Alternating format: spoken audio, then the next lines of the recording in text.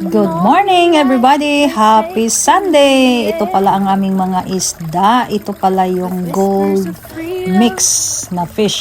So, dito ako everyday nagpapakain sa kanila. Binibigyan ko sila ng pagkain at kitang-kita ko sila, napakasaya nila, naghahabulan, napakaganda pagmasdan at aliw na aliw ako.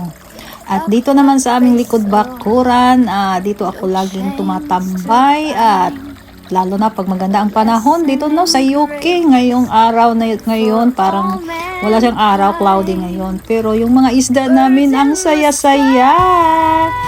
Bye everybody and have a good day. Enjoy!